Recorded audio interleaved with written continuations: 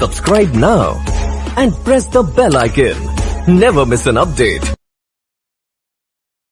Before we get into how to make your site fast, let's talk about why performance matters. There are 3 core reasons why you should care about performance. The first is user experience. Users will not tolerate a slow site, and if your site takes too long to load, you risk people switching to a competitor or leaving bad reviews.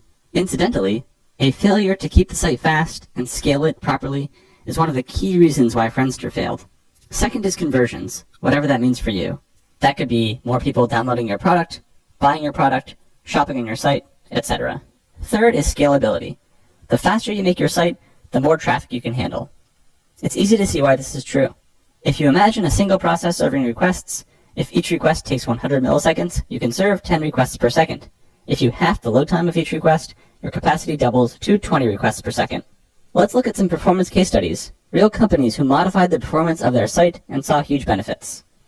The first is from Firefox. They made their download page for the Firefox browser 2.2 seconds faster, which resulted in 10 million more downloads per year. Next is Shopzilla. They made their site 5 seconds faster overall and saw a 7 to 12% increase in conversion rate. Bing, Microsoft's search engine, did a different test. They deliberately made their site slower and noticed that when search results were 1 second slower, they lost 2.8% of their ad revenue. Finally, Yahoo made their search 0.4 seconds slower and saw a 5 to 9% drop in traffic. The takeaway here is that whatever kind of business you are running, making your site faster is going to have a dramatic positive impact on that business. The first and most important part of making a fast PHP application is picking the right PHP version. In all cases, this means use the latest one, especially now that PHP 7 has been released. Here's a comparison of performance by version for PHP, starting with 5.3. As you can see, moving from PHP 5.3 to 5.4 has a big impact on performance. There was a pretty modest gain from 5.4 to 5.5, and then another somewhat substantial improvement from 5.5 to 5.6. After 5.6, things start to get interesting. Here's an engine comparison on different versions of Drupal, MediaWiki, and WordPress, 3 of the most popular PHP frameworks in use on the web today, between PHP 5, in this case 5.6, PHP 7, and HHVM, which is Facebook's just-in-time compiled PHP interpreter. As you can see, both PHP 7 and HHVM blow PHP 5 out of the water. On almost all tests, PHP 7 is up to twice as fast as PHP 5. This particular data comes from an older version of PHP 7, and PHP 7 continued to improve in performance up until its release date. Here's some additional benchmarks showing each minor version of PHP along with PHP 7 and HHVM. These next 2 slides come from a talk that Rasmus, the creator of PHP, gave towards the end of PHP 7's development. Again, here on WordPress, you can see that PHP 7 is getting more than twice the requests per second of PHP 6, and it's pretty much neck and neck with HHVM. It's a similar story with Drupal 8, although in this case, PHP 7 dramatically outperforms HHVM. The most important takeaway from these 2 charts is that PHP 7 and HHVM are both so much faster than PHP 5 that you should be planning to move to either PHP 7 or HHVM in 2016. The final version of PHP 7 has been released, and HHVM continues to improve and be actively developed by Facebook. So there's no reason why you would not want to make this move if you're planning on staying on PHP. Let's talk about PHP micro-optimizations, a favorite of a lot of folks who talk about PHP performance. I contend that micro-optimizations are largely a fool's errand, and I'm going to show you why. These next few screenshots are from a site called phpbench.com, which tries to compare the runtime of various small pieces of PHP code to show you which options are faster than other options. In this example, we're comparing isSet versus empty versus isArray. And as you can see, there seem to be some small, modest improvements between things like isSet, which is fastest, and then isArray combined with isSet. You're seeing over 1,000% improvement, which sounds great, but at the end of the day, when you look at the total time taken on the right, we're only looking at microseconds. 642 microseconds to run hundreds or even thousands of times for these particular examples. These numbers simply do not matter in the grand scheme of things. People love to debate single quotes versus double quotes because double quotes have variable interpolation associated with them. But as it says in the conclusion here, in today's versions of PHP, it looks like this argument has been satisfied on both sides of the line. It does not matter if you use single quotes or double quotes. There's virtually no difference. This is the one micro-optimization you should do by default and have in your back pocket because it has such a large impact on runtime performance. As you can see here, we're looking at a 50,000% improvement when you pre-calculate the end condition of a loop. What this means, as you can see in the example, if you use count or size of in the terminal condition of a loop, you're going to pay a huge performance penalty for that. All of this begs the question, if micro-optimizations are worthless, how do we make PHP code fast? This will be the focus of the next clip, where we talk about XHprof and how to profile your PHP code as it runs. Now that we've seen the limited value of PHP micro-optimizations, we're going to talk about XHprof, which is a tool that lets you profile your PHP code and determine exactly where things are slow, without having to guess. First off, let's show how to install XHprof. I'm going to run all of my demos from a Vagrant box, which is a virtual machine that resides on my laptop. In this case, we already have PHP installed, as you can see. We're running PHP 7, and as of this recording, the most recent version is 7.0.2. As I record this in January of 2016, XHprof does not officially support PHP 7. Luckily, there is a contributor who has created a fork of XHprof that does support it. Installing XHprof via this fork is fairly simple, and we're going to show you how to do that today. The first thing you want to do is clone this repository to your local machine. You're going to want to go into the extension directory within this cloned repository. Once inside here, you're going to run phpi's, which will set everything up to compile the extension.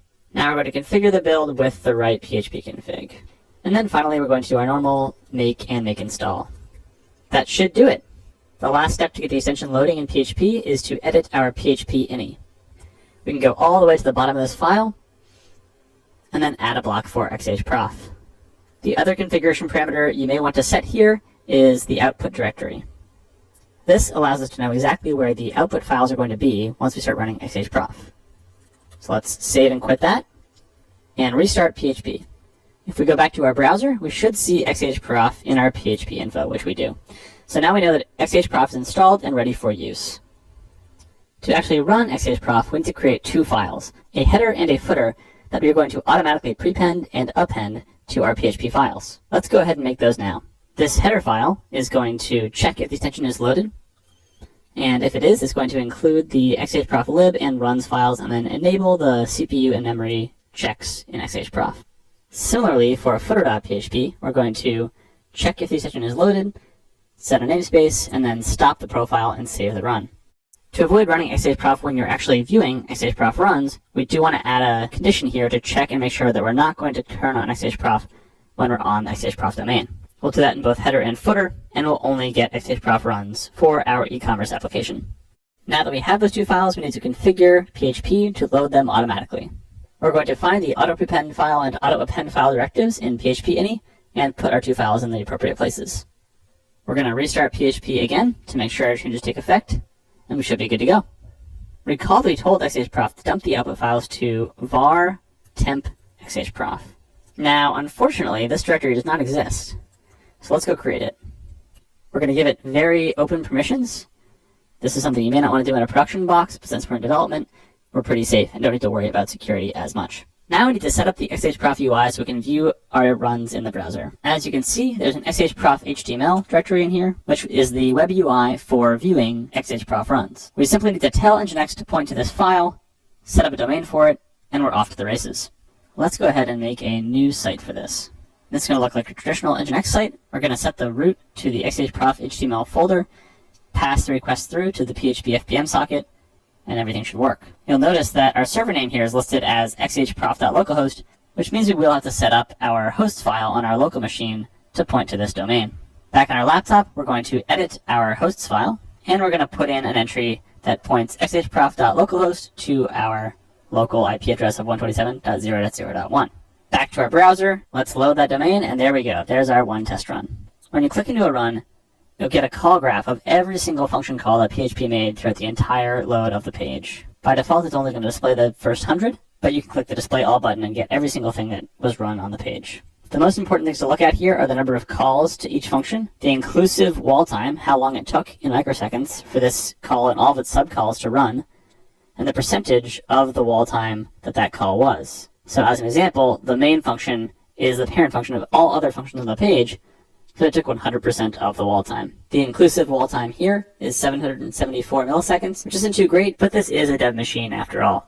If we want to see our call to get the random products on the homepage, we can find that here, get random products.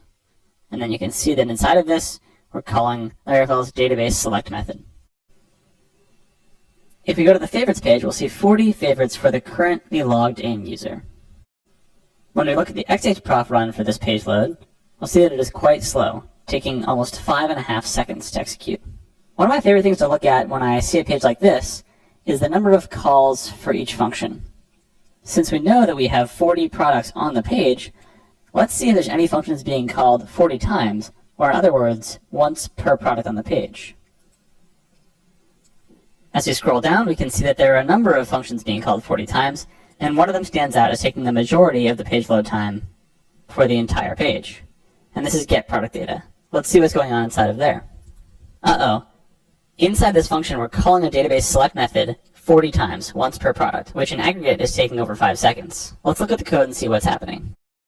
Inside of this index function, we're getting all of the favorite products for the customer, and then we're looping over each of those products and calling this get product data function, which is executing those queries we saw in the xhprof run. This is a very inefficient way to build this page. What we'd rather do is get all of the data for each product in one query. Let's see if we can do that inside of the get products for customer method.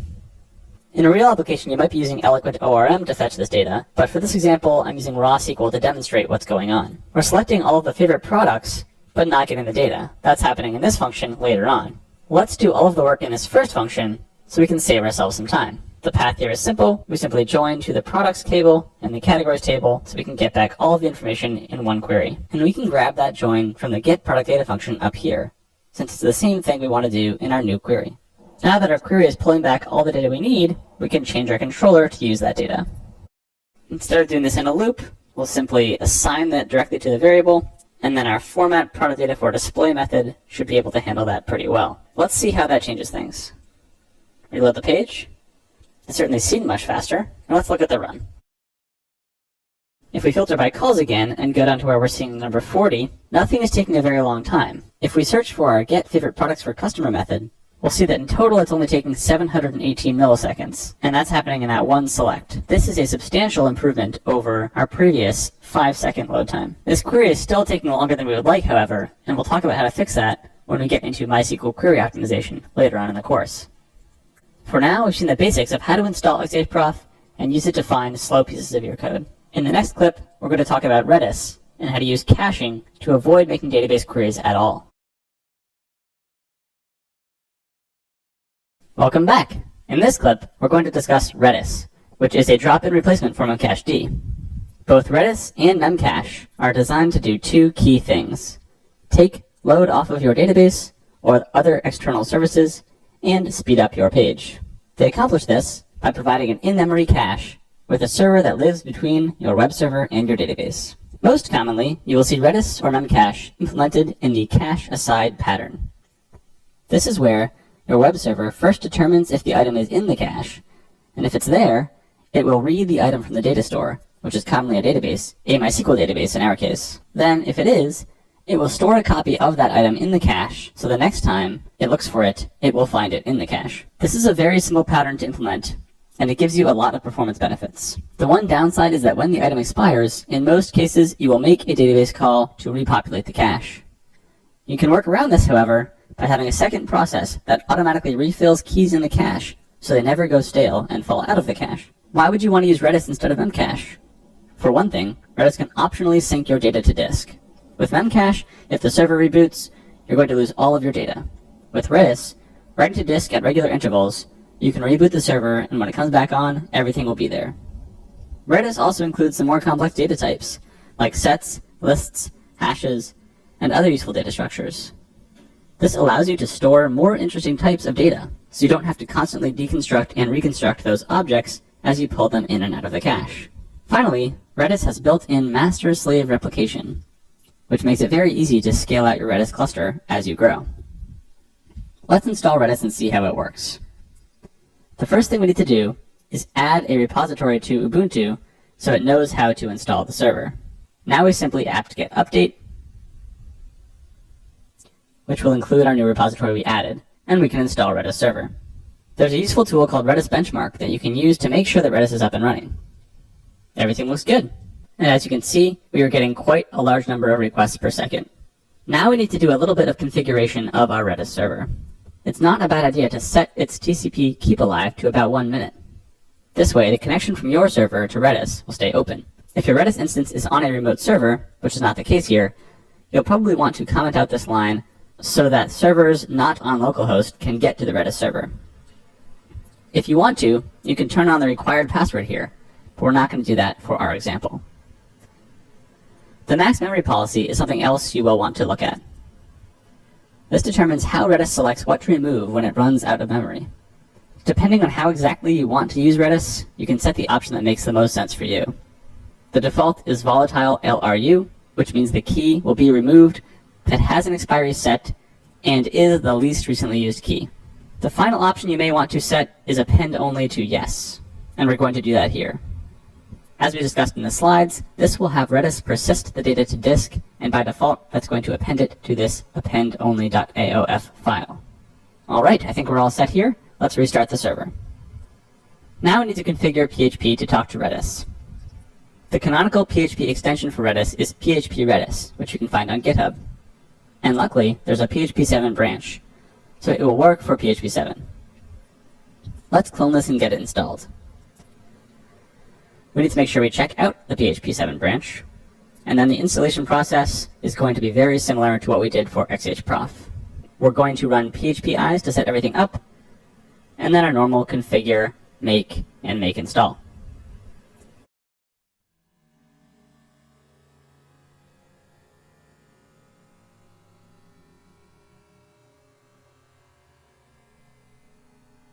The final step is identical to the one for XHProf. We need to edit our PHP ini, add a block for Redis, and include the extension. If we restart PHP, we should have Redis installed, and let's check. We're good to go. One of the nice things about Laravel is that it has built-in support for Redis. We simply open up our database config, and you'll see towards the bottom we already have Redis set up here, and the defaults are actually going to work for us. We don't have a cluster, and Redis is running on localhost on the default port. If we go back to our favorite controller, we were having some query performance problems. We can add Redis here and see how it impacts the load time of the page. We simply use the Redis facade and then call Redis in our controller. Let's show a simple example. We set a variable to the Redis connection, and then we try to fetch the products from the cache, making sure that we use the user ID as part of the cache key. If we don't have products in the cache, we'll need to run our query to fetch them and then subsequently set them back into the cache. We will have to JSON encode these products because they're coming back as a PHP array, which Redis knows nothing about. In the case where we have got products back from the cache, we will need to JSON decode the products that came out of the cache. Make sure you also pass true in the second parameter of JSON decode, which will return the decoded string as an associative array as opposed to an object. Let's see if it worked. Okay, everything looks good. The page is loading normally. Now the key question is, how does this impact our XHProf results and the page load time? Here's the most recent run, and we're looking a lot better. 268 milliseconds for the entire page load, whereas previously it was around 700 milliseconds. Let's find the controller. Here's the index route. You can see we're calling the Redis connection, which is extremely fast, only 15 milliseconds. We call it get, which takes only 5 milliseconds, and then we run format product data for display, which takes the majority of the time. We've completely avoided hitting the database in this call, and as a result, dramatically sped up the page load time. As a comparison, if we go back to our old run, where we were querying the database, recall that the database query was taking about 720 milliseconds to run, and the index controller was totaling about 780 milliseconds. In the new case with Redis, we've dropped that down to about 87 milliseconds for the entire index controller. That's a pretty big win. Let's briefly recap what we discussed in this module. First, I showed you why performance matters, demonstrating that it improves the customer experience, increases conversions, and helps your application scale to more users. Then I encouraged you to upgrade to the latest version of PHP, so you get the performance improvements that are built into the language itself. Next, I showed the folly of focusing too much on micro-optimizations. In most applications, they aren't going to move the performance needle in a meaningful way. To discover how you should find performance issues in your app, we looked at XHProf, a powerful PHP profiling tool. Finally, we explored Redis, which allows you to take load off your database, speeding up your site and improving scalability at the same time. In our next module, we're going to dive deep into the proper way to configure your web server and PHP itself. In this module, we're going to discuss choosing and configuring a web server. We're going to start by going over the two major web servers in the market today, Nginx and Apache. I'm going to recommend that you use Nginx for PHP applications. Then we're going to talk about how to configure Nginx. And then finally, we'll talk about configuring PHP FPM, which is the recommended process manager for PHP. We're starting off by discussing Nginx versus Apache. I want to be clear that Apache has evolved over the years. A few years ago, what I'll call old school Apache, the model was to use Apache 2.2 with mod PHP, and then either npm prefork or npm worker. npms in Apache are multi-processing modules which dictate how client requests are handled. With this older version of Apache, it was common to run into memory usage or performance issues at scale and under high load. In the modern day, the approved way to use Apache is to use Apache 2.4 with PHP FPM and the newer npm event module. With this configuration, Apache can be made to be fast and scalable. No longer is it the case that it's a complete no-brainer to use Nginx over Apache. So, with that said, why am I still advocating that you use Nginx? There are four main reasons why I prefer Nginx over Apache. Number one is ease of configuration. While Apache is a little bit more flexible by allowing you to use directory-specific configuration through htaccess files, I like the simplicity in Nginx and the predictability of where the configuration lives. Nginx is also optimized for static content. You'll see this later in the slides, but Nginx typically performs much better when it comes to serving static files. Third, even though I just mentioned that from a configuration perspective, Nginx is a little bit less flexible than Apache as far as where the configuration lives, it's more flexible in terms of what you can do with it. Nginx was built to be both a web server and a proxy server. The latter enables you to front a lot of different types of applications with Nginx and get a lot of benefits as a result. Finally, while Apache has been historically extremely common in the PHP community, it is less common in other application stacks. Nginx is widely used in both the PHP community, the Ruby community, and other environments where you have a set of services behind a proxy server or load balancer.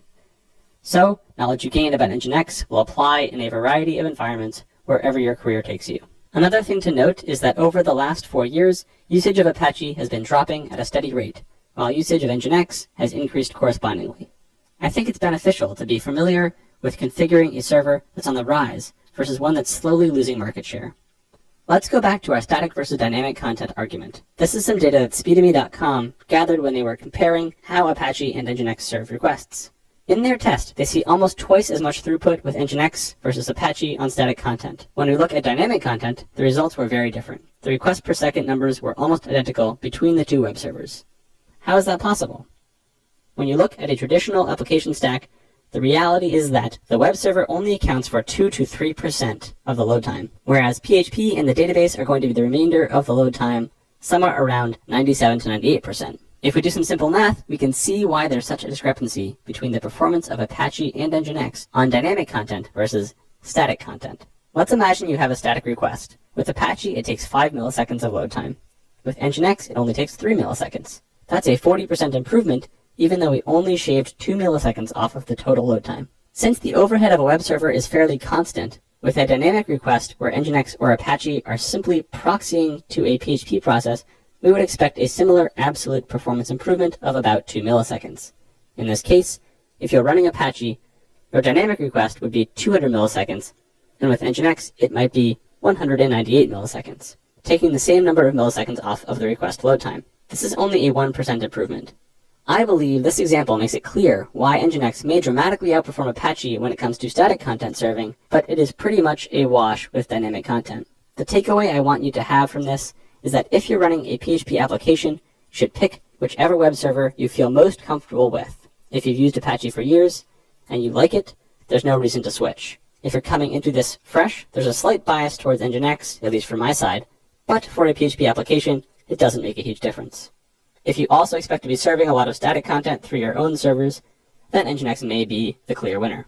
Given that, for the rest of this course, we're going to be using Nginx in all of our examples, and I'm going to be showing you how to configure it in our next clip. Now that I've made the case for using Nginx, I'm going to show you how to configure it to make your site fast. In most distributions, you will find the Nginx config file in /etc/nginx/nginx.conf. The values you see in this file are defaults, and we're going to go through the ones that impact performance most substantially. First up is worker processes. In most cases, you will want to set this equal to the number of CPU cores you have on your machine. You can accomplish that simply by changing the value to auto, or you can hardcode the value of CPUs that you have. It might seem tempting to increase the number of worker processes beyond the number of cores that you have, but this is typically going to reduce performance. A single CPU can only do one thing at a time, so if you have more than one process running, the CPU will thrash between them and you will end up with a slower site. If you want to run more worker processes, get a machine with more CPU cores. As a corollary to worker processes, we have worker connections. The default value here of 768 is probably fine. The way to think about worker processes versus worker connections is pretty straightforward. Worker processes governs the number of actual processes that are running on the machine. So what you would see if you type PS on the command line, for example. Worker connections are how many connections each process can handle. So in this case, if we have one process, we can handle a maximum of 768 concurrent connections. If we had two, we could handle twice as many concurrent connections. Why are connections so much higher than processes? Well, Nginx is simply passing the request through to the PHP FPM process, and thus it has to hang on to that connection, but it doesn't have to do any work on it while PHP FPM is. For this reason, we're happy to have one process deal with many connections. Let's go down to the other basic settings which also govern performance. Send file is an interesting one. This is typically something you need to turn off in a virtualized environment, specifically on Vagrant. But in production, having it on can slightly improve performance. Having send file on allows Nginx to transfer data from a file descriptor to another one direct to the in-kernel space. This allows you to save resources, effectively allowing us to do what's called a zero copy operation, which means writing directly to the kernel buffer from the block memory as opposed to writing to disk and then reading off of the disk. This really only applies when you're talking about Nginx serving static files. If Nginx is proxying to a Unix socket like it is when it's serving PHP requests, send file should be off. If you have a separate Nginx server that's handling your static content, like CSS and JavaScript, you'll probably want to turn on send file there. Since in our case we're serving both PHP requests and static requests with this server, we're going to leave it off. Next we have TCP no push. Turning TCP no push on activates the TCP cork option in the Linux kernel TCP stack. This sounds complicated, but what the cork does is disallow sending of partially complete packets. This means Nginx will wait until a packet is full before sending it out. This makes sure that you are sending efficient packets and not sending too many small incomplete packets. By default, to avoid network congestion, the TCP stack implements a mechanism that waits for data for up to 0.2 seconds, so it won't send a packet that will be too small. This is an implementation of Nagel's algorithm, and the 0.2 seconds is the default value. Turning TCP no delay on allows us to bypass the Nagel algorithm and send the data as soon as it's available. Since we also have TCP no push on, we get the best of both worlds. We're not going to send packets that aren't full, and we're also going to send them as soon as possible once they are full, and not wait 200 milliseconds. So leaving these two things on, TCP no push and TCP no delay, will make our site faster. The next option down is the keep alive timeout. This specifies in seconds how long Nginx should keep connections alive. Keep alive connections are sockets that stay open for a given amount of time after sending data. Keep alive allows us to send more data without starting a new connection and replaying TCP's three-way handshake for every request. This saves time and it saves sockets, since you will often get multiple requests from the same connection. An example here would be a request for the basic HTML page and then a request for CSS and JavaScript. All of these requests should occur over the same TCP connection. The default of 65 seconds is pretty reasonable. In a web context, you are rarely going to have one client that has a connection open to your server for more than a minute, and you could certainly lower this if you want. A related option to highlight here is keep alive requests. The default is 100, which says that once you have made 100 requests on the same connection, it will kill that connection and start a new one. If you feel like it's going to be common for you to have more than 100 requests per connection, you can easily bump this number. Another interesting option to look at is logging. By default, Nginx will log every single request to the access log, and it will log errors to the error log.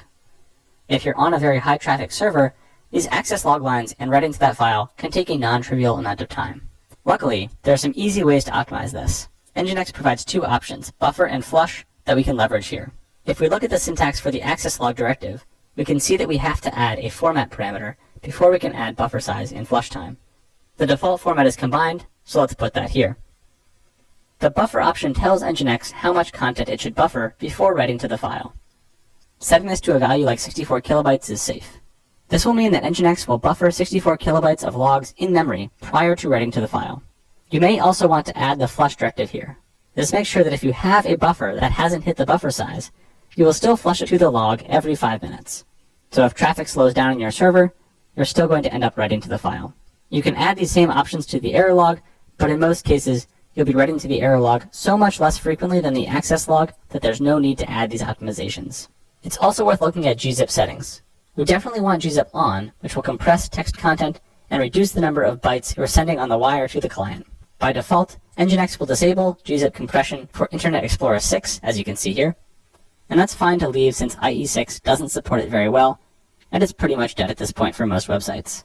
There are a few other options you may want to add here. What is gzip min length? This is the minimum length in bytes of files that you would want to gzip. For something that's below a kilobyte, there's really no need to zip it up, since the dictionary from gzip will likely increase the file size rather than decrease it. If you have very small files that Nginx is serving, there's no need to gzip them.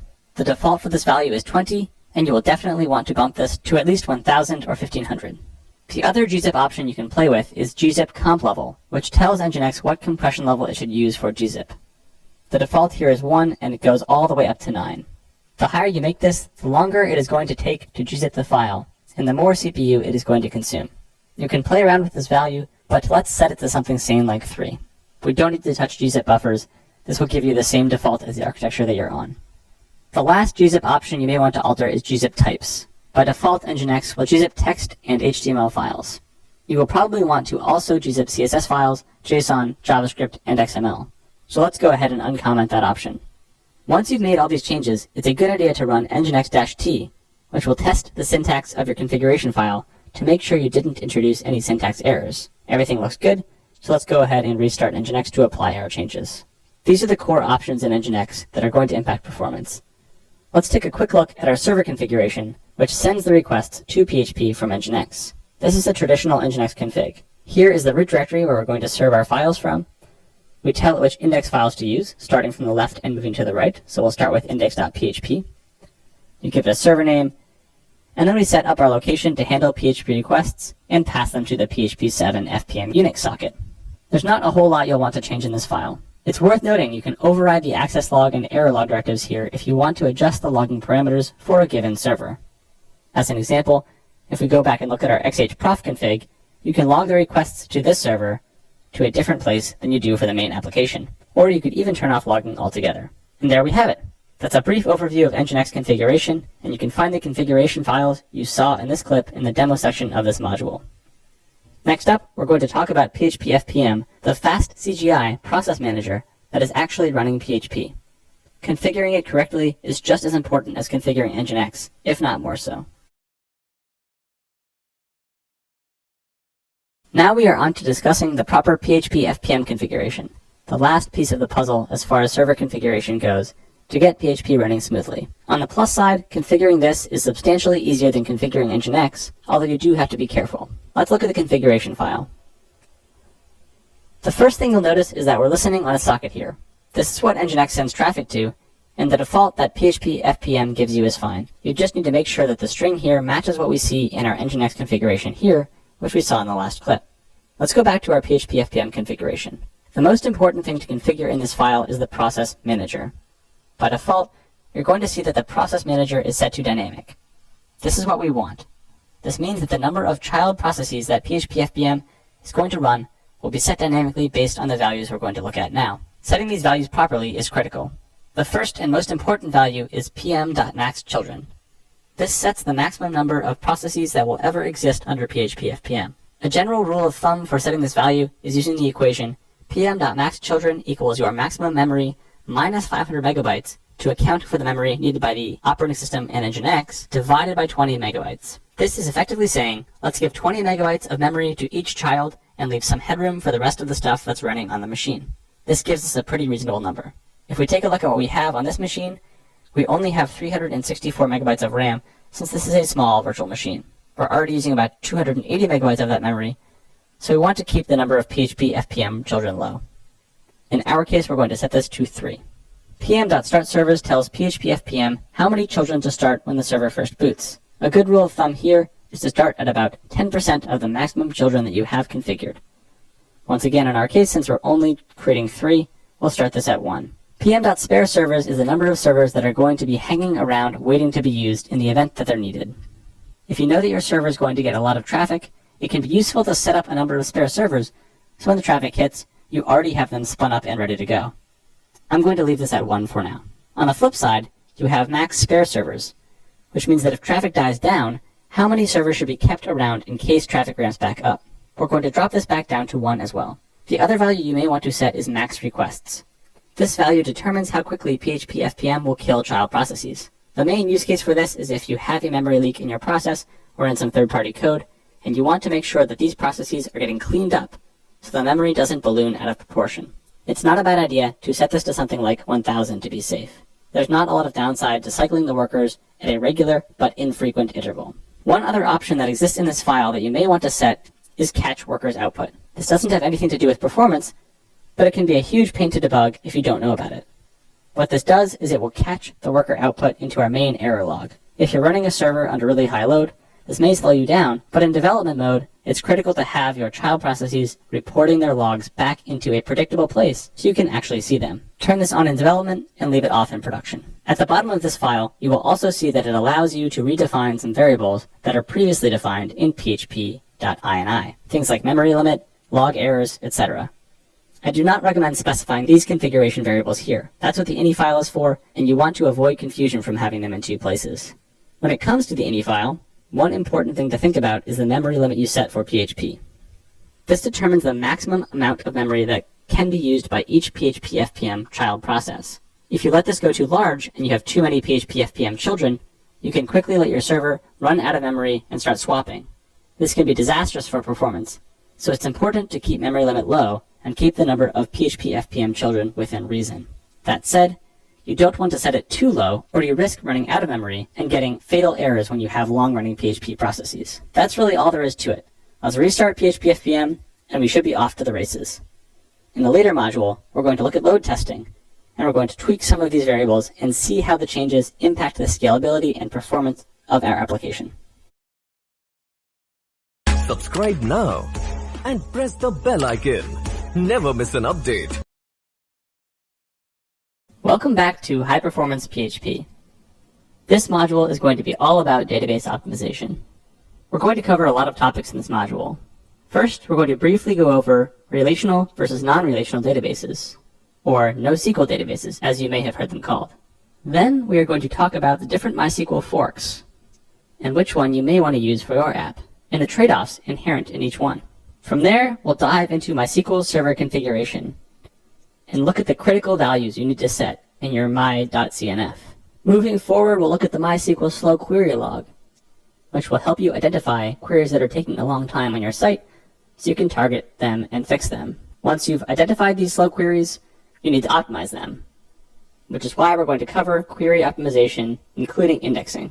Finally, we're going to talk about data denormalization and constraints and their impacts on performance. MySQL optimization is a huge topic, and we don't have a lot of time to cover it. This module will go over everything at a high level and point you at resources where you can learn more. This is such a large topic, in fact, that there's an excellent 800-plus page book written on it. If you want to dive deep, I highly recommend checking this out, but this module will give you a good overview. Let's get into it. The first piece of database optimization is picking the right database.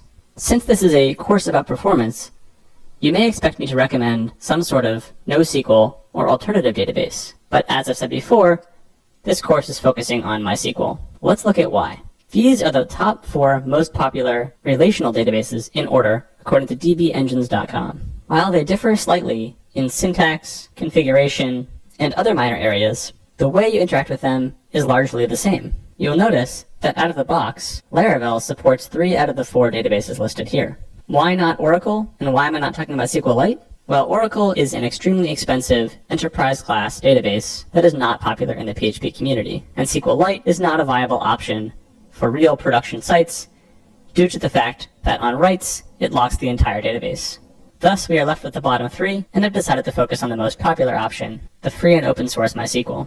On the flip side, we have non-relational databases, and 4 of the popular ones here are MongoDB, Cassandra, CouchDB, and Riak. Now, before you jump all over me and say that these are not the same kind of database, I know, some are document stores, some are key value stores, Cassandra's a wide column store, but at the end of the day, what's important about these databases is that they are non-relational.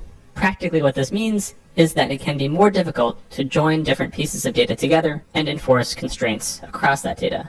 While these databases can in fact be quite fast to both read and write data, you will often find that if you go down the road of a non-relational database, you are missing key functionality that you expect to have in your app. With proper configuration and tuning, you can push relational databases extremely far and make them extremely performant. If you are at a scale where a non-relational database makes sense, you probably have a team of people working on the problem, and this course is not going to convince you one way or another. So let's focus our efforts and our time on MySQL, the most popular, open source, and free relational database.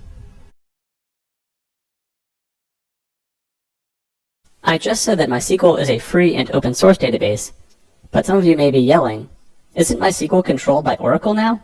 And you'll be right. But Oracle does publish the MySQL Community Edition, which is free. This is what you get when you run sudo apt-get install MySQL server. Still, because some people don't like the influence that Oracle has over the database, there are a number of popular forks. These forks either try to improve performance, improve licensing, or both. First up on our list is Percona.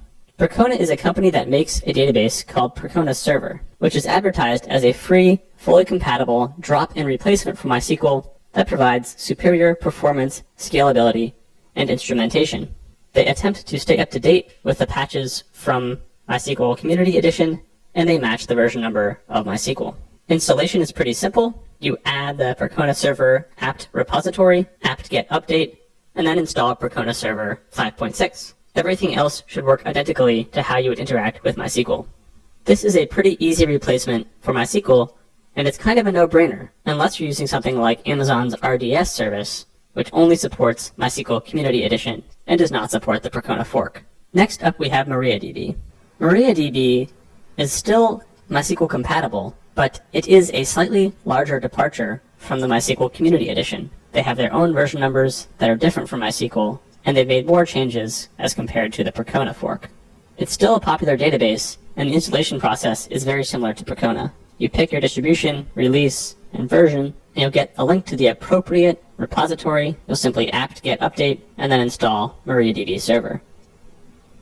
While it might be a little more work, and you might be taking on a little more risk versus just using the default MySQL Community Edition, MariaDB is another viable option as a MySQL fork.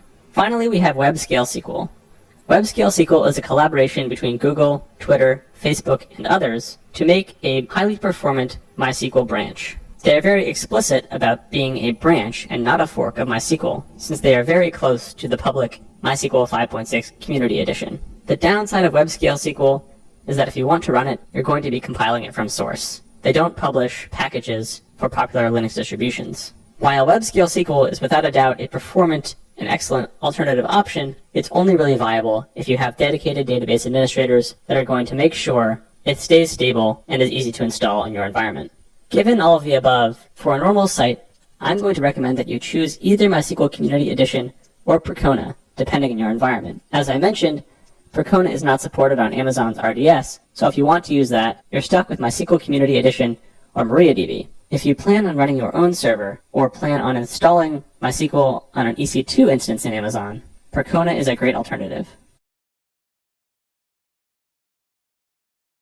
Now that we have settled on MySQL, let's talk about how to configure it to make it as fast as possible. If we look at our Vagrant box, we'll see that we have MySQL version 5.6 installed. And this is actually the Percona fork, even though you can't see it here. The way you can tell is by logging into MySQL and running show variables like version.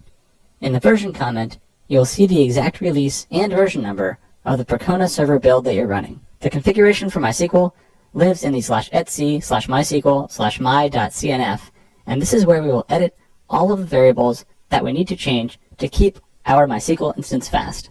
If you have read about MySQL performance before, you've probably heard people compare the two main MySQL storage engines, InnoDB and MyISAM. Starting in MySQL 5.5, the default storage engine is InnoDB.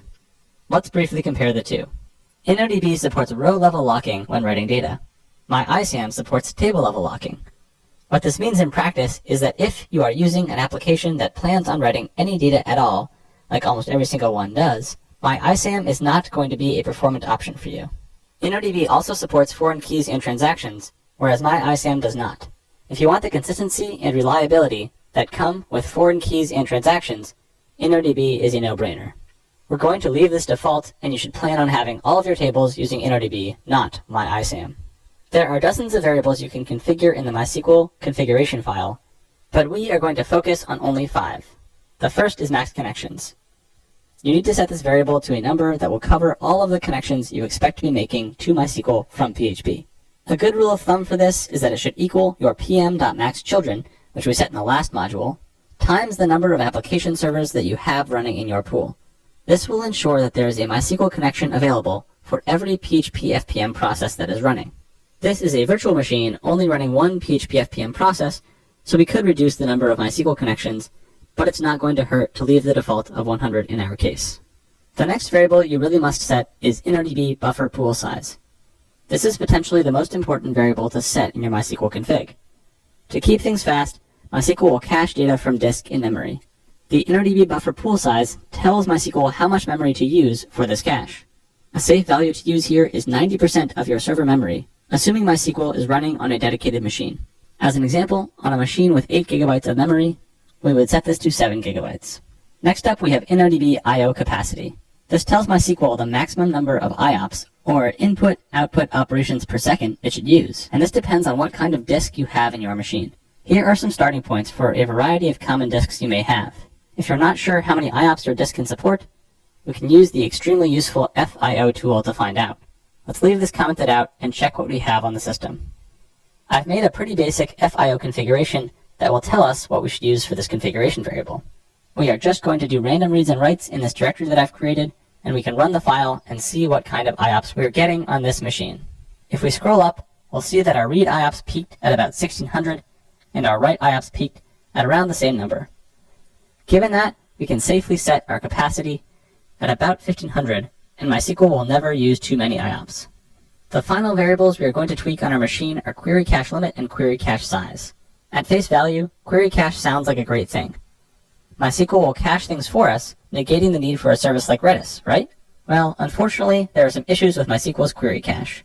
The problem is that when you write data to MySQL, the query cache has to be updated so it never serves stale data. To accomplish this, anytime there is a write to the database, MySQL completely resets the query cache for the entire table that you wrote to. What this means is that if your server has a high write workload, the query cache is completely useless.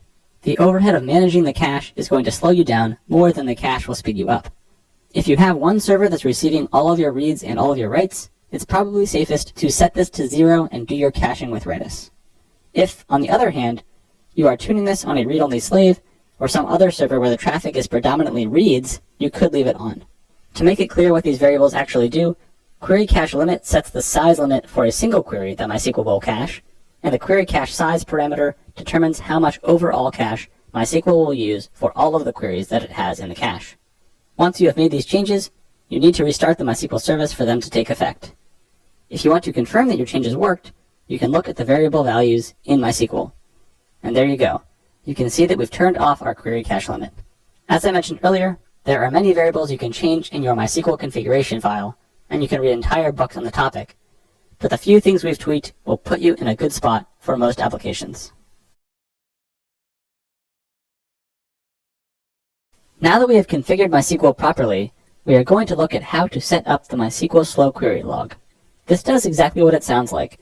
It logs queries that take longer than a threshold we will define. The slow query log is a great way to figure out why your app is slow without needing to guess. We can see how the slow log is configured by looking at variables that start with slow query. As you can see, by default, the slow query log is off. To turn it on, we're going to go back into our MySQL configuration file. Turning it on is as easy as setting slow query log to 1. In the Percona case, we're going to also want to set slow query log always write time to 1 as well.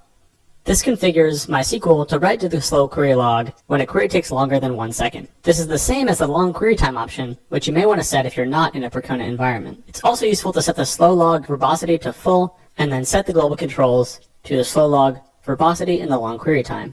This last parameter, slow query log use global control, tells MySQL which parameters to use for slow query log. This is specifying that MySQL should respect the last two parameters we just set. Finally, you may want to configure your log output to be table-based. By default, MySQL will log slow queries to a file. I find that it is easier to view them if they are logged to a table. So let's override that here. Let's restart MySQL so our changes take effect. If we go back into our query editor, we can see that the slow query log is on, the always write time is set to 1 second, and we have our use global control variables here. Since we told MySQL to log to a table, we will find slow queries in the mysql.slowlog table, which is currently empty. Let's look at what happens when we run a slow query. This is a pretty standard query we might want to run on our site. Get all the favorite products, joined with the products table, and then joining with the categories table where the customer ID is 1. This gets us all the product data and the category data for the categories that the products are in. When we run this query, we can see down here it takes 1.45 seconds. So we would expect that this will show up in the slow query log, and it does. The slow query log gives you a lot of great information. When the query was run, which user it was run by, the query time, how many rows were sent and examined, what database it was on, the full SQL text of the query, and then the thread ID. Since we've configured MySQL to only log queries over 1 second, we would expect to not see anything if we run a simpler query. This query only took 1.8 milliseconds. As expected, it does not show up in the slow log. So there you have it. With a few simple configuration parameters, MySQL is now logging all queries that take more than 1 second to a table where we can easily see them and figure out how to fix them. This is pretty safe to run in production. On most websites, having a single query take longer than 1 second to run should be extremely uncommon. So this table will grow at a very slow rate. Just make sure when you first turn it on to fix anything that is showing up in this table a lot, because for one thing, it's making your site slow, and for a second, it will populate the table with a lot of queries. Next up, we're going to see why this query is so slow and how to fix it. We just saw that this query, which runs anytime someone hits the favorite products page, is taking almost 1.5 seconds to run, and it's only returning 80 rows. This is an unacceptably long time for a single query on our site. Let's dive in and see if we can figure out how to make it faster. The first thing you want to do to figure out what's going on with the query is to run explain. All you need to do is put the word explain ahead of your query and run it. The results here are showing exactly what's happening with each table that's involved in the query. If we remove our aliases, we can see this a little bit more clearly. We're running a simple select against the categories table, the favorite products table, and the products table. Most concerning here, we're seeing that there are no possible keys in use for this query, which means we're not hitting an index at all in any part of this query. You'll also notice that the number of rows we're hitting is quite large, especially on the products table. This means that to get the favorite products for a single customer, we're querying 99,000 rows on the products table. This is almost certainly one source of our problem. Let's look at the structure of our tables and see if we can make some improvements. Our favorite products table has a primary key on the ID, but it has no index on the customer ID, which is what we're querying on in our where clause. Let's add one and see if it makes a difference. If we go back to our explain, we can see now that the query that's hitting favorite products is using our index we just created and querying many fewer rows. If we remove the explain, let's see how much our query sped up. Down to 1.28 seconds. Still not great, but we're making progress. Let's attack our products table, which is where the majority of the rows are being queried. If we look at the table info here, we'll see that there are no indexes at all. We're joining on the PR SKU column on the products table, so let's index on that. Alright, back to our explain. Wow, we're hitting the index and we're only querying one row on this table. Let's run the query itself. Down to 2.2 milliseconds. That's incredible. Simply by adding one index, we took the query time from 1.28 seconds down to 2.2 milliseconds. This shows the power of indexing, and this should be your first stop when you're optimizing queries. MySQL is fast, especially on solid-state drives. If you have proper indexes, your queries should fly. Let's look at another common case where we can get a quick optimization win. Our categories table has a list of categories for our food store. You can imagine a situation where you may want to insert a category, but you are not sure if it exists or not. If you try to insert into the categories table and the category already exists, you are going to get an error.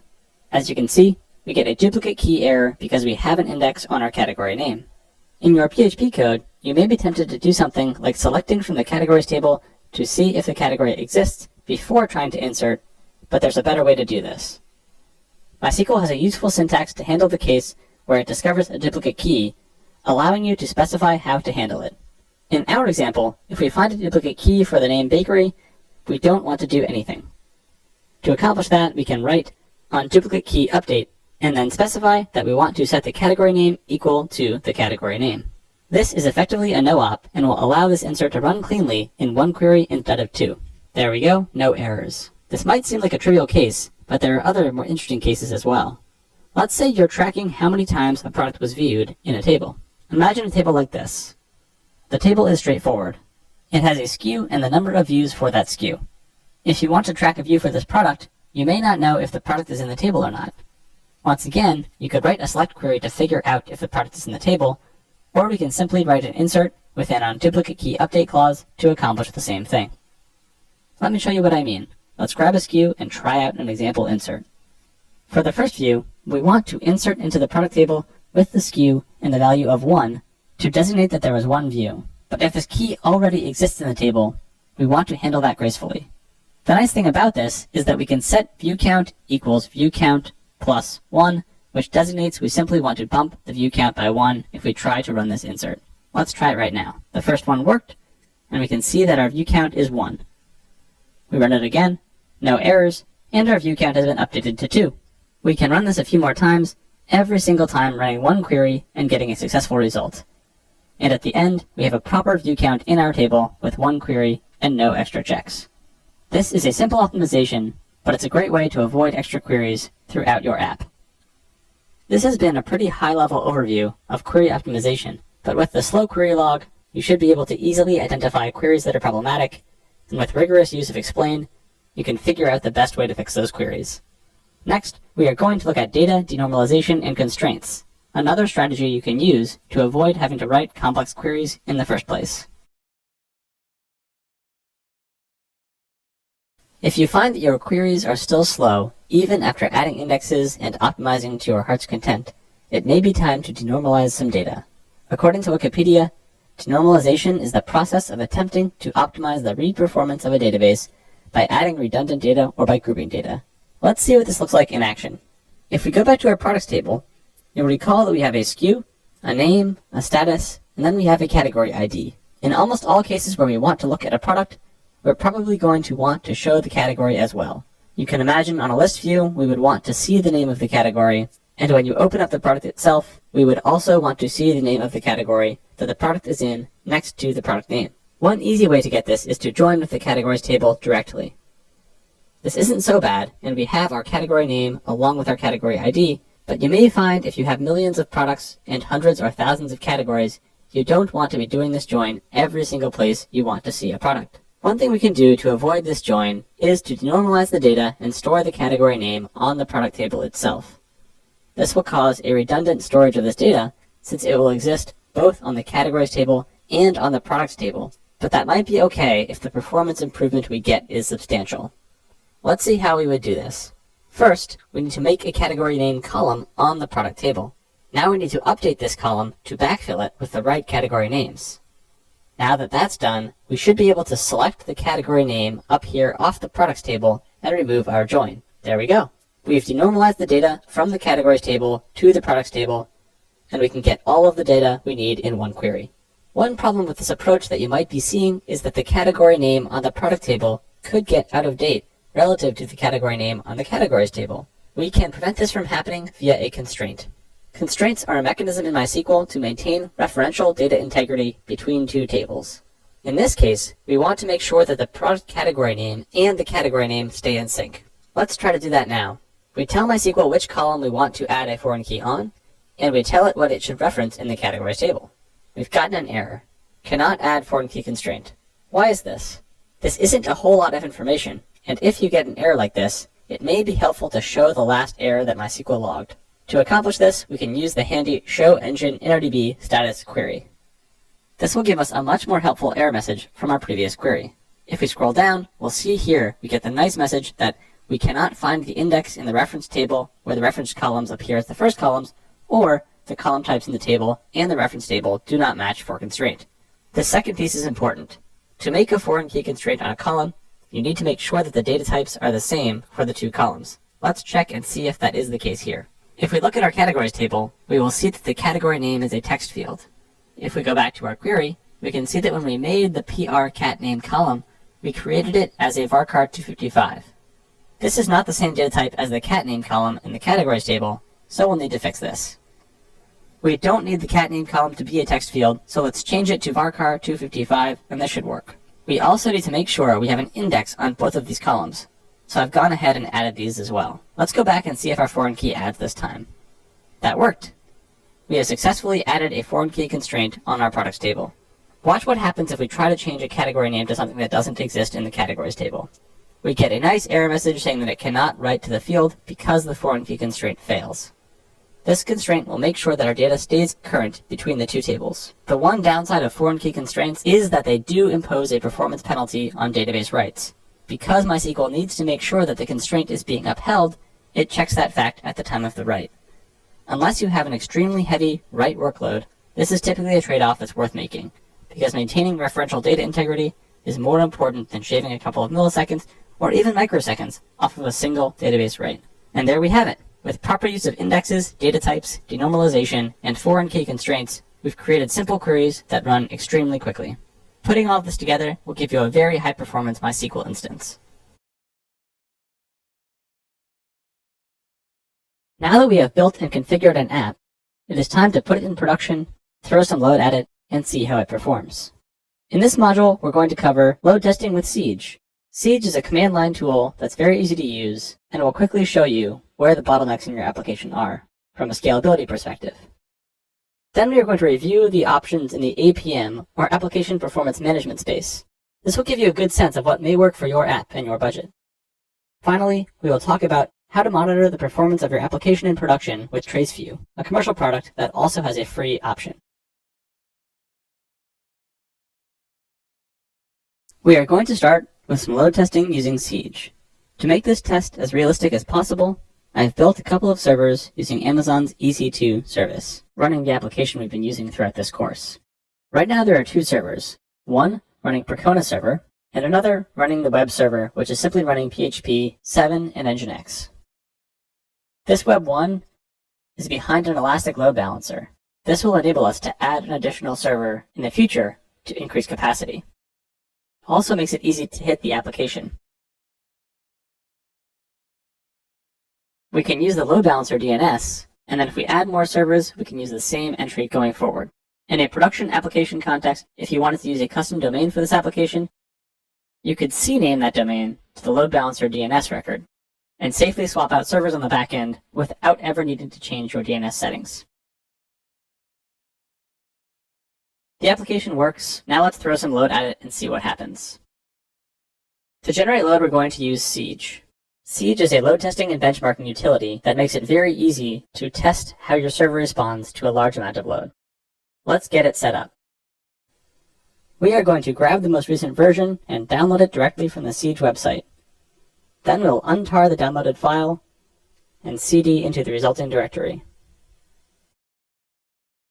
Siege is a C application, so we're going to compile it the same way we compiled our PHP extensions in previous modules. We're going to run configure, make, and make install.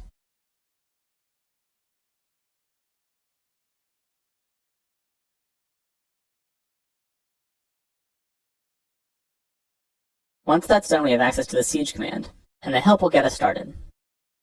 We can use the default options and hit our product page and see what happens. You can see Siege running the requests, and the default here is to use 10 concurrent users. You can stop Siege from running with Control-C and get a report of what happened. Over the time Siege was running, it made 499 requests with the average response time of 100 milliseconds, and they all succeeded. This is a great starting point, but to get consistent results and compare things across runs, we need to set some options. Let's start by setting the concurrency to 20 users. A few more users will exercise our server a little bit more. Let's also set Siege to run for 10 seconds. This way we'll have a set amount of time for Siege to run, and we can see how many requests we accomplish in that time.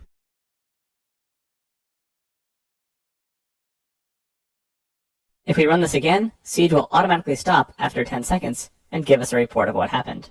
Our average response time dropped a little bit, and our concurrency went up to 3.32. Why is concurrency only 3.32 when we set it to be up to 20?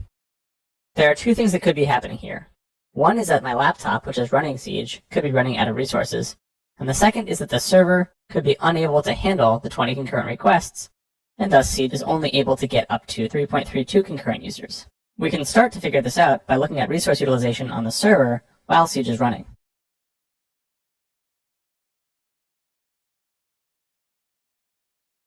Now we are on the web server for our application. If we run top, we can look at the processes that are running while Siege is hitting the server. Let's start Siege again and remove the time limit so it just continues to run while we watch top to see what's happening on the server itself. Alright. You can immediately see Nginx in PHP FPM 7.0 pop to the top of the list, which is currently sorted by CPU usage. We have 3 PHP FPM processes using about 6% CPU each. Now, I haven't changed the default settings on this server yet, and since we're only getting a concurrency of 3, I'm guessing that the default is 3 PHP FPM children, and that's why our concurrency is capped. Let's change that and see what happens. We have almost 4 gigabytes of memory on this server, so using our trusty formula that our max children should be our memory minus 500 megabytes divided by 20 megabytes, we get a max children number of around 150. Let's edit our PHP config and change that.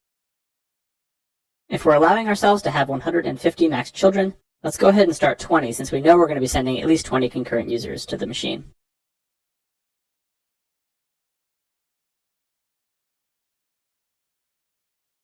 Let's restart PHP FPM, run Siege again, and see if we got any improvement. While Siege is running, if we look at top, we can see there are many more PHP FPM processes running, so we know that our change did in fact take effect. When Siege stops, these will all disappear. And there they go. Siege has finished, and you can see that our concurrency is up to almost 20. So the change to the number of PHP children did in fact increase the concurrency we were able to achieve. Let's bump our concurrency to 50 and see what happens. We're getting pretty close, with a concurrency of 48, and no failed transactions. If we remove our time limit again and watch top, we can see some interesting things happening. PHP FPM quickly spins up the necessary children to service all of the requests. You can see that our CPU usage is pretty high. We're up to 50%, but we still have plenty of memory. Given this, we could likely increase the number of concurrent requests a little bit further. Let's go up to our theoretical maximum of 150, because that's the number of children that PHP FPM is going to start, and see how the server fares. Oh, my laptop barfed. The computer I'm using is unable to generate this many requests, and Siege itself can't get to that level of concurrency. One easy way around this is to use multiple machines running Siege against the server. At this point, I'll leave that as an exercise for the watcher. There's one other very nice feature about Siege that I want to touch on before we close this clip. You've seen how on our previous request, we've been passing the URL to hit directly on the command line. Instead of doing this, we can edit a urls.txt file, paste in the URLs we want to hit, perhaps a product page, and also a favorites page. And then you'll notice that Siege has an option to use a file with the -f command. So let's run Siege again with a concurrency of 20 and tell it to use the urls.txt file. You'll see that as Siege runs, it is alternating between the favorites URL and the product page. This is a nice way to simulate real user traffic on your site while you're running Siege. You can specify any number of URLs, and Siege will randomly alternate between them, giving you a nice spread of traffic across your site. Now let's look at some ways to monitor performance so we can see exactly what's going on while Siege is running, or while your site is just serving production traffic. Application performance management tools are a category of tools that allow you to monitor the performance of your application while it runs in production. These are 5 of the most popular tools on the market today, and it's worth noting that Rockset is actually a Dynatrace product, so the bottom 2 are really the same company, while the top 3 are standalone businesses. All of these tools work in roughly the same way. First, you install an agent on your server. This agent beacons data to a cloud collector, and you can access that data in the cloud collector from anywhere. Many of these tools have mobile applications, websites, other ways to view their data on the go. If you are morally or financially opposed to using a commercial product, there are open source options as well. The most popular option you may have heard of is using StatsD and Graphite to get custom metrics of your site while it runs. For a long time, this was the default option in the open source space. In the modern day, we have a few different ways to deploy this type of thing. StatsD is still the most popular metrics gatherer. There's a PHP library that supports StatsD, and you will send the metrics from PHP to a StatsD server. From there, StatsD relays the data to a listener. Carbon is the default for a Graphite installation, but there's also Graphite NG, which is a newer option that you might want to check out. The listener has to store the data somewhere, and there are 3 options here. Whisper, again, is the default option for most traditional Graphite installations, but there's also InfluxDB and Cyanide that are now on the scene. And then finally, you need to visualize the data with pretty graphs. Graphite is the standard, but Grafana has now shown up as a somewhat better looking option. For the remainder of this course, we are going to focus on AppNeta and their TraceView product. There are 3 reasons for this. The first is probably clear. It is substantially easier to set up an AppNeta TraceView agent than it is to set up the open source options that I outlined in the last slide. AppNeta advertises a 5-minute setup process, and we'll see that in just a moment. The second is that even though TraceView is a commercial product, they have a free forever option that supports 1 user, 1 application, and up to 5 hosts. So this can be a good option for hobbyist projects or even small sites if you don't want to pay for it. And the final reason, which is perhaps most important, is that right now, AppNeta's TraceView is the only product that supports PHP 7, which we've been using throughout the entire course. This may change by the time you watch this clip, but during the recording, this was the only option in the SaaS APM space. Let's get it installed. TraceView's installation process is pretty easy. You choose your environment, your distribution, your web server, and your language, and you get a customized install link for your environment. We're going to run the commands they give us one by one, and the agent will be installed. As the agent installs, you'll see that TraceView starts to recognize it pretty quickly. We also want to make sure we install the Nginx version that has the instrumentation in it for TraceView, so we can get performance data from Nginx directly.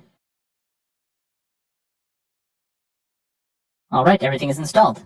And we can see that TraceView has found our web server agent as well. The final thing we need to do is install the PHP package that will allow TraceView to monitor PHP performance.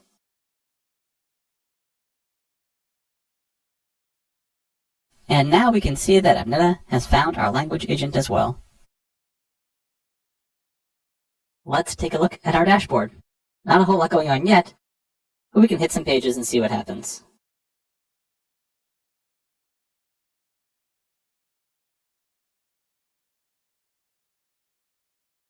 Alright, I've populated this with some data. If we look at the traces, we can see that there's a bunch of status pings coming from our Amazon load balancer to see if the server is up. And then we have a few of our requests to actual pages on the site. Let's drill into our product page. This view shows you exactly how much time is spent in all the layers of the stack. How much time is spent in Nginx, 1 millisecond in this case, PHP, 424 milliseconds, and then PHP PDO, which is making database calls. And it looks like we're spending almost no time at all there. We also get a nice view of how the host was performing during this time, the CPU average while this call was going on, and any other interesting events that might be happening on the server. Let's run Siege and see what happens to our traces as we get a lot of requests coming in. Let's set Siege up with a concurrency of 20, give it our URLs file, and just let it run. If we go back to our dashboard and turn on auto refresh, we'll start to see some requests come in. You can even see at the end here, we're starting to have requests ramp up. If you're unwilling to wait about 60 seconds, you can refresh the page manually and see what you start to get. Now we're starting to see a lot of requests come in, and our load time has gone way up. Our favorites page is fast, and so is the product page, but our home page is extremely slow, averaging almost 11 seconds. Let's drill into this and see what's happening. You can see that the main problem is that we're spending a lot of time in PHP PDO, which probably means we're making MySQL queries. If we scroll down to the queries section, you'll notice that we have a query being run that is taking over 11 seconds on average, and you can get the full query text directly from TraceView. Our homepage has a query that pulls back random products for display. You can see that by the order by rand at the bottom of this query. This is not fast. It has to table scan the entire product table to pull back some random products. This is definitely the wrong way to be getting random products on the site, but it's a good example of how TraceView allowed us to drill into this request and see exactly what was wrong very quickly. We can also see the status codes that are being returned by our server. Right now, it looks like mostly 200s, which is great. This isn't a course on TraceView, so I'm going to stop soon, but there's one more key feature I want to highlight here, and that is the request heat map.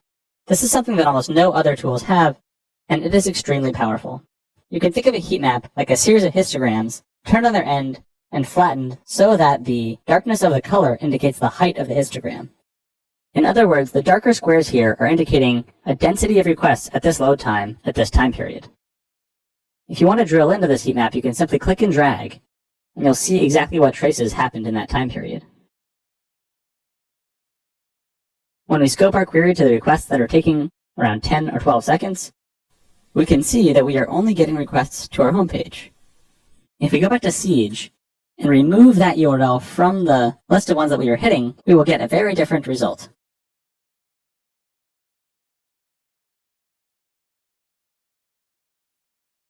Now we are no longer requesting our slowest page. So let's see what happens to our heat map if we let this run for a few minutes. I'll be right back. Alright, now we have some data with the home page excluded. You can see clearly that our average server latency dropped off a cliff as soon as we pulled that request URL out of our URLs file that Siege was running. If we drill into these more recent requests, we'll see that they are all fast, between 13 and 17 milliseconds. You can also adjust the y-axis to exclude requests that you don't care about. Now we're getting a realistic view of our application's performance. If we go back to the layer breakdown, we can see where the time is being spent. To avoid seeing our slow requests, we'll filter to our favorites page, so we can get an accurate view of the layers in play. Our Nginx layer is taking under a millisecond, our PHP PDO layer is averaging around 2 milliseconds, and PHP itself is taking 12 to 15 milliseconds. This is pretty darn fast for a page that is doing real work. If we go back to our EC2 dashboard, you'll see that we still only have 2 servers running, our web server and our database, and we're getting under 20 millisecond response times for a legitimate Laravel-based e-commerce PHP application. There's a lot more you can do with TraceView, but I hope that this overview has shown you the power of the tool and of APM tools in general. We've also seen how all of the pieces that we've put together over the last 4 modules have come together to an application that performs extremely well under high load. Subscribe now and press the bell icon. Never miss an update. Now that we've seen all the pieces that go into making a PHP application fast, let's dive into the trade-offs inherent in choosing a PHP framework. In this module, we're going to discuss performance benchmarks and how they can misrepresent how frameworks are actually going to perform in the wild. We will look at how to measure the performance overhead of frameworks using XHProf and other tools. We'll talk a bit about the important framework characteristics that you should look for when choosing a framework, and then finally, we will recap the key topics from the course. Framework performance is a hot topic in the PHP community, and there are strong opinions on both sides. My intent is to approach this topic from a balanced and objective point of view. Throughout this module, we will be talking about 3 frameworks. Laravel, the most popular framework in the PHP community, and the one we've been using throughout this course, Symfony, another popular full-featured PHP framework, and then finally, Slim, a widely used micro-framework. Slim differs from Laravel and Symfony in that it tries to do a lot less. It states that at its core, Slim is a dispatcher that receives a request, invokes a callback, and returns a response. I think it's important to show that there are options outside of a full-featured batteries-included framework like Symfony or Laravel, and that's why we're going to talk about Slim as well. Let's dive into benchmarking and the pitfalls that it can lead you into. If you search the web for PHP framework benchmarks, you'll likely find these two at the top of the list. First, the PHP framework benchmark GitHub repo. If you scroll down, you'll see a graph in the README showing all of the frameworks that were benchmarked as part of this repository. You'll notice that Slim is towards the top, while Laravel and Symfony are near the bottom. The fastest frameworks tend to be frameworks that are doing very, very little, or are focused on performance, like Falcon, which is implemented as a C extension for performance reasons. The second benchmark you may come across are the Tech and Power benchmarks. If you filter to PHP frameworks, you'll see a lot of the ones that we've talked about show up here as well. Falcon is near the top, and Laravel and Symfony show up near the bottom. Somehow, Slim failed to complete this particular run of the benchmark. There are a few dangers with these framework benchmarks, and let's look at a few of them now. If we click into the environment details for the Tech and Power benchmarks, we can see links to all of the frameworks they used. This is a bit of a red herring, however, because these links just go to the web pages for the frameworks themselves. To get the exact versions they've used for this framework benchmark, you need to look at GitHub. If we look at the information for Laravel, we'll see that Laravel version 4.2 is used. Now this is unfortunate because the latest version of Laravel at the time of this benchmark is actually 5.2, as you'll see if you go to the Laravel documentation. Similarly, for Slim, the Tech and Power benchmarks use Slim 2.2.0. Once again, the latest version of Slim is 3.3. Many frameworks make sweeping architectural changes between major releases, so having a benchmark that's looking at a significantly older release is not particularly useful. The performance characteristics of Slim 2.2 might be completely different than those of 3.3. And if we look back at the other framework benchmark, which is looking at both Slim 2.6 and Slim 3.0, we'll see that this is the case. There appears to be a substantial difference between the two. Even though this benchmark has Slim 3, it's 3.0, and it could be the case that 3.3 has changed. This is one of the issues with benchmarks. The other issue is that the tests they're actually running may have nothing to do with what a real application would look like. This benchmark installs the framework and makes almost no changes. The Tech and Power benchmarks have a few different types of tests: JSON serialization, single queries, multiple queries, fortunes, data updates, and a plain text experiment. This is slightly more realistic, but when you look at the number of frameworks they're benchmarking, there's no guarantee that they've set these tests up in the right way for the framework. In many of their tests, a number of frameworks didn't complete, and they don't take the time to dig into why. At the end of the day, a benchmark may be so different from your application's performance characteristics that it provides absolutely no value to you, and may just be misleading. While it is worthwhile to understand the overhead a framework is adding, basing your decision off of a benchmark is not something I would advise. Let's look at a more qualitative way to investigate framework overhead. In an attempt to get a more qualitative look at the overhead of our PHP frameworks, I've set up a few frameworks that we can look at with XHProf. I made a server block and Nginx for each one. We have raw PHP, we have Laravel, Slim, and Symfony, all with identical Nginx configurations. We can look at these one by one and see what kind of overhead the framework is adding. First off, we have Slim, the micro framework that's doing very little, and it's simply a wrapper around HTTP, giving you some basic routing and request response functions. The XH profile for this page load is fairly lean. The load time on my little VM is about 37 milliseconds, and we saw a grand total of 1,600 function calls. We can get a rough sense of what the framework is doing by sorting by the number of calls. At the top, you'll see a number of built-in PHP functions being executed, and then a few autoloader functions running. These 59 calls to file exists imply that the framework is loading about 59 files to run. Sorting by exclusive wall time can show you the most expensive parts of the app. It looks like loading those 59 files is the slowest part of the application on its own, but it still only takes about 10 milliseconds. Let's look at Laravel, the framework we've been discussing throughout this course. It's much more of a batteries included framework, so we would expect that it'll load a lot more with a basic application. And the XHProf run reflects that. 92 milliseconds with over 8,000 function calls. Once again, if we sort by function calls, we'll see a number of built-in PHP functions, and then our file exists call here, which is looking like we're loading around 142 files. You'll see that as well here in the composer autoload class loader find file method.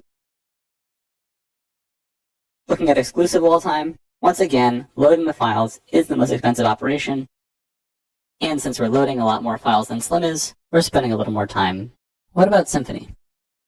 We would expect it to be closer to Laravel in terms of calls.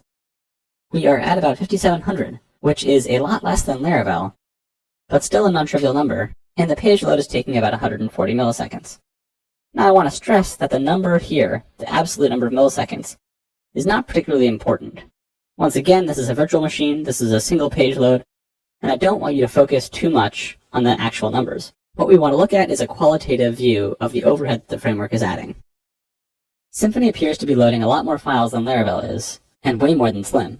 We're calling the composer find file method 177 times, and looking at the exclusive wall time, we're spending almost 30 milliseconds in file exists calls.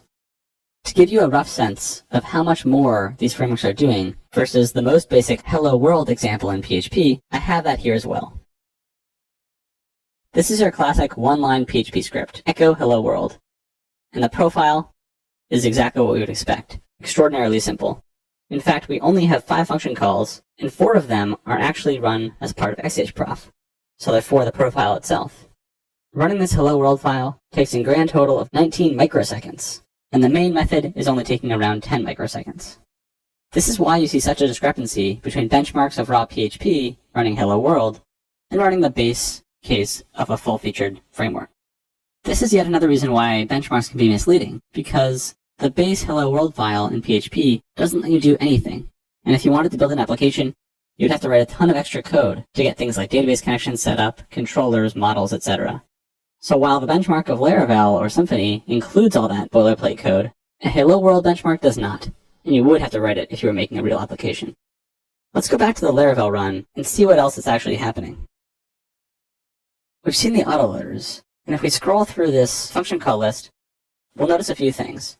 There's routing, middleware, configuration files being loaded, as well as dependency injection setup.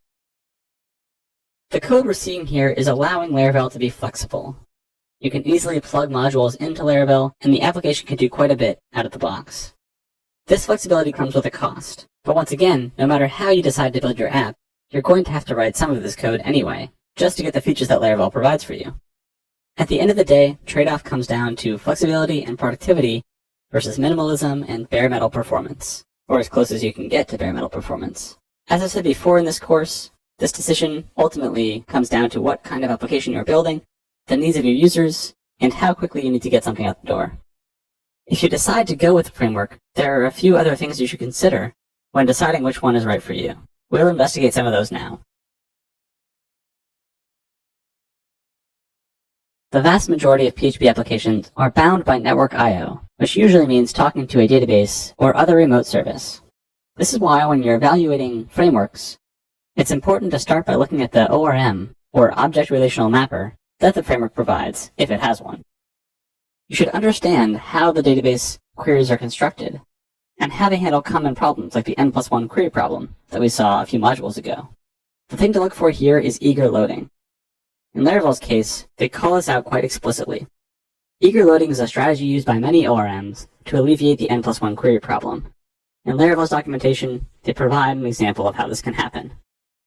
We saw this with our favorite products, and in this example, they're looking at books related to authors. What you want to see is that there is a syntax like with, or includes, or something similar that allows you to eagerly load the data you'll need and avoid that problem. You may also want to see if the framework has a page about performance, like Symfony does here. They have some common tips that you can use to keep your application fast. This one about using a bytecode cache is obsolete as of 5.5, and they say that here, PHP comes with an op cache built in, and it's built into PHP 7 as well. Sometimes you'll also see some documentation about class maps, caching, and other tips for performance. Having this kind of documentation and actually reading it and using it can go a long way to improving the performance of your application when using a framework. The other thing to look for is what kind of tooling exists. One example in the Laravel world is the Laravel debug bar. This is really just a wrapper around PHP debug bar, which is a great tool that lets you see what's going on in your application as you develop. It will quickly surface memory usage, the page load time, the queries that are being run on the page, and other useful information to help you understand the real performance characteristics of your actual application. This kind of tooling can make it easy to see where your performance bottlenecks are, and this is way more valuable than some tiny micro-optimization in a framework that helps it beat a benchmark. When picking a framework, make sure you look at the things we've talked about: eager loading, documentation on performance, some good tooling, and then finally a strong community. There should be people you can go to ask performance questions and figure out how to squeeze the most out of your framework. If you can check all these boxes, you will be in good shape. And if you implement everything else you've learned in this course, performance shouldn't be a problem until you get large enough that you have an entire team that can deal with it. This is a good problem to have. Before you go, let's take a few minutes and recap what we've discussed throughout this course. If you follow these steps, you'll be off to the races with PHP. First, use the latest version of PHP and profile your code to find out where it's going to be slow, versus trying to implement some micro-optimization you read about on the internet. Configure PHP, Nginx, and MySQL, or your database and web server of choice, properly. Misconfiguration can dramatically throttle the throughput of your application, and getting these settings right is half the battle to a fast application. Monitor, optimize, and cache your SQL queries. The database is often the bottleneck for web applications, PHP or otherwise. Knowledge you gain about database optimization will serve you well throughout your career, and it's by far the most important thing to do as you start to get more traffic. While you can always buy more application servers and scale PHP horizontally, that's harder to do at your data layer, so getting this right is key. Once you have a real application up and running, load and performance test it, and make sure you're monitoring the performance of your app in production. As the great Peter Drucker said, what gets measured gets managed. And this is as true when it comes to performance as it is in business. You have to keep a close eye on your application as it evolves, to make sure that you're finding and fixing performance bottlenecks as they come up. And finally, don't stress about frameworks. Use what makes it easiest for you to get work done. Ship great products, and if you do everything else right, performance will sort itself out. I hope you've enjoyed this course. Now go off and make the web fast.